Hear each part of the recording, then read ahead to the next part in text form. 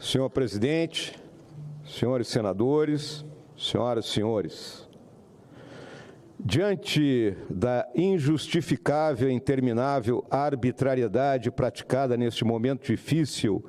por que passa o país e que aconselha moderação e equilíbrio para a pacificação dos espíritos, diante da incontida satisfação da parte beneficiada por esse arbítrio, que esquece que a violação que hoje a beneficia é, em essência, a mesma que pode lhe negar as mais elementares garantias, como ocorre hoje aos seus adversários políticos. Diante do silêncio das lideranças da sociedade civil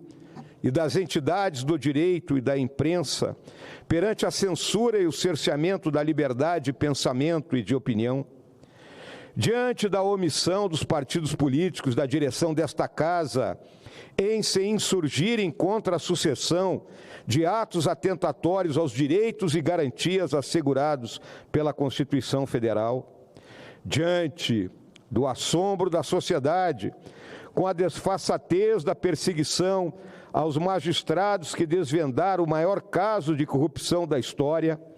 encomendada pelo desejo de vingança nua e crua do próprio presidente da República,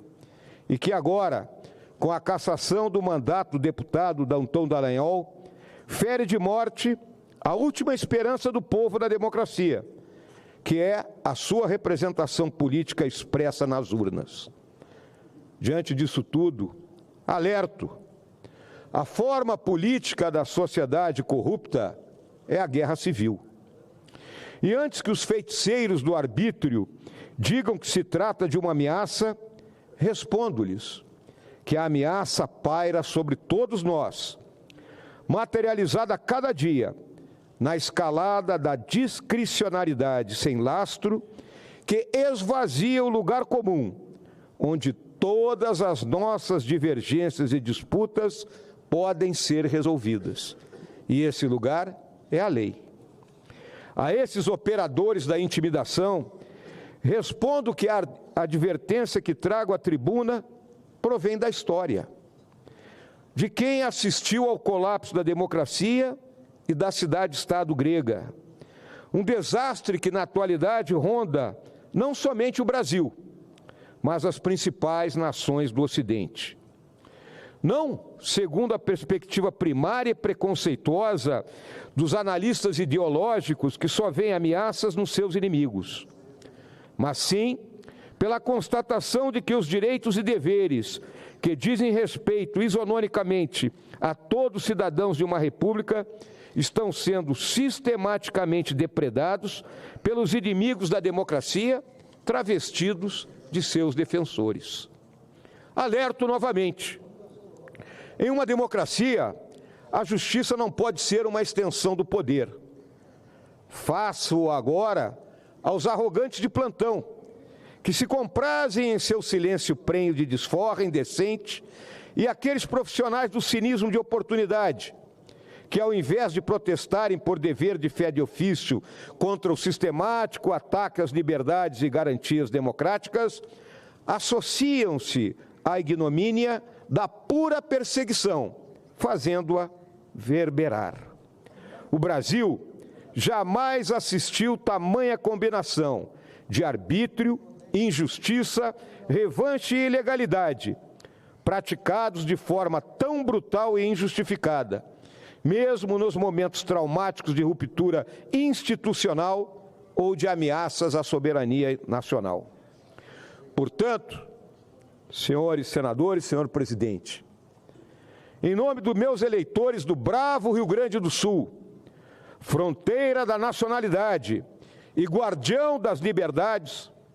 apoiado pelos colegas de bancada e por todos aqueles parlamentares que, independentemente de posições partidárias e ideológicas, acreditam na democracia, venho formalizar por meio desse discurso o pedido para que o excelentíssimo senhor presidente do Congresso Nacional interdite imediatamente a cassação ilegítima do deputado Dallagnol, por ela estar viciada na forma e no conteúdo,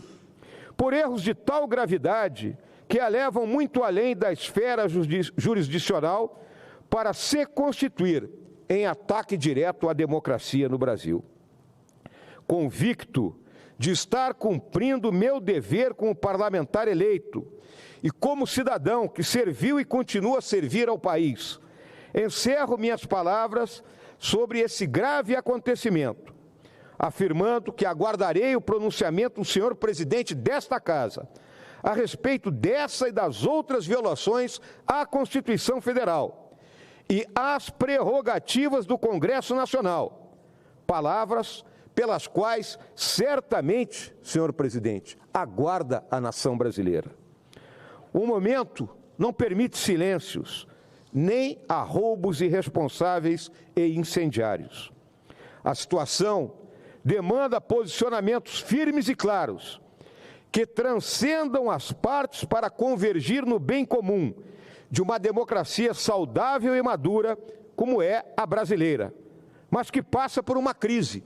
que não pode ser nem escondida, nem ignorada. Fica com a palavra o excelentíssimo senhor presidente do Congresso Nacional. Digo a ele, conte comigo para ouvi-lo e respondê-lo quantas vezes forem necessárias. O povo espera, a hora exige, o Brasil merece. Muito obrigado.